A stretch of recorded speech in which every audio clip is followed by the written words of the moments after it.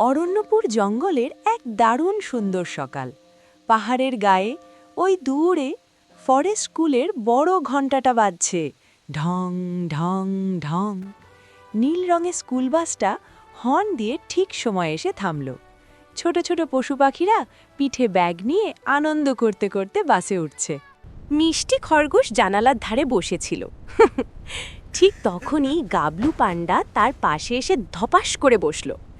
গাবলুর হাতে একটা বিশাল চিপসের প্যাকেট।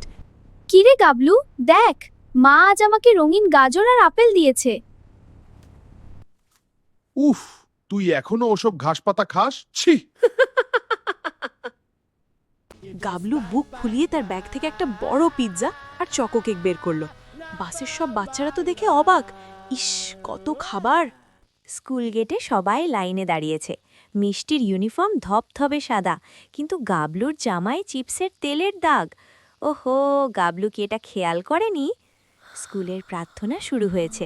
সবাই সোজা হয়ে দাঁড়িয়েছে, কিন্তু গাবলু, সে তো দাঁড়িয়ে দাঁড়িয়ে ঝিমোচ্ছে আর বড় বড় হাই তুলছে। ক্লাসরুমে ঢুকলেন আমাদের প্রিয় গজরাজ স্যার। হাতে চক নিয়ে বোর্ডে বড় করে লিখলেন, স্বাস্থ্যকর খাবার বনাম জাঙ্ক ফুড।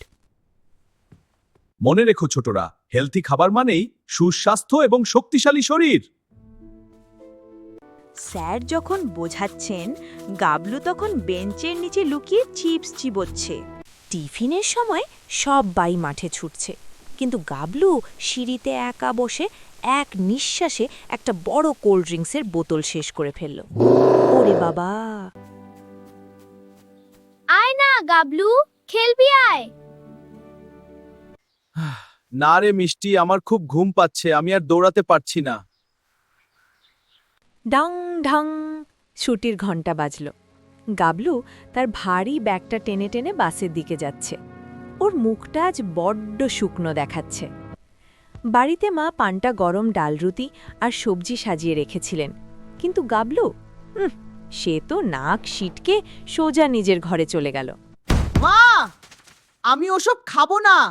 আমাকে চাউমিন আর চিলি চিকেন এনে দাও, তবেই আমি কালকের অঙ্ক পরীক্ষা পড়তে বসবো। রাত গভীর হয়েছে।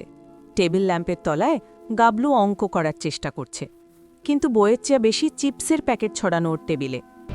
হঠাৎ গাবলুর পেট যন্ত্রণা শুরু হলো। ও পেট চেপে ধরে বিছানায় শুয়ে পড়ল। উফ, মা, মা গো! ওরে বাবা রে, আমার খুব পেট যন্ত্রণা করছে, আমি আর সহ্য করতে পারছি না। মা গো! ডাক্তার শিয়াল তার ব্যাগ নিয়ে ঘরে ঢুকলেন। গাবলুর পেট পরীক্ষা করে তিনি একটা বড় ইনজেকশন বের করলেন। উফ, কি ভয়ঙ্কর! 3 দিন একদম বিছানা ছাড়বে না গাবলু। গাবলু ফুঁপিয়ে কেঁদে উঠল, কারণ কাল সকালে যে ওর ফাইনাল পরীক্ষা। পরের দিন সবাই স্কুলে গেল পরীক্ষা দিতে, কিন্তু গাবলু পরীক্ষা দিতে যেতে পারল না। ও ব্যথায় শুধু কাতরাচ্ছে। স্কুলের হল ঘরে পরীক্ষা শুরু হলো। গজরাজ স্যার গাবলুর খালি বেঞ্চটার দিকে তাকিয়ে একটা দীর্ঘশ্বাস ফেললেন। ইস, খুব খারাপ হলো। আজ রেজাল্টের দিন। মিষ্টি ফার্স্ট হয়ে মেডেল পেল, আর গাবলুর কার্ডে শকড লাল কালিতে বড় বড় করে লেখা ফেল। স্যার, আমাকে ক্ষমা করে দিন, আমি আর কখনো আপনার কথা অমান্য করব না।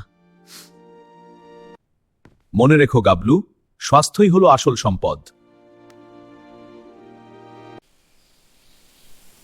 1 মাস পর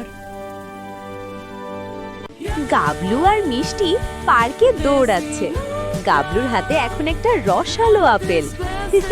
বন্ধুরা, তোমরাও কিন্তু গাবলুর মতো ভুল করো না যেন।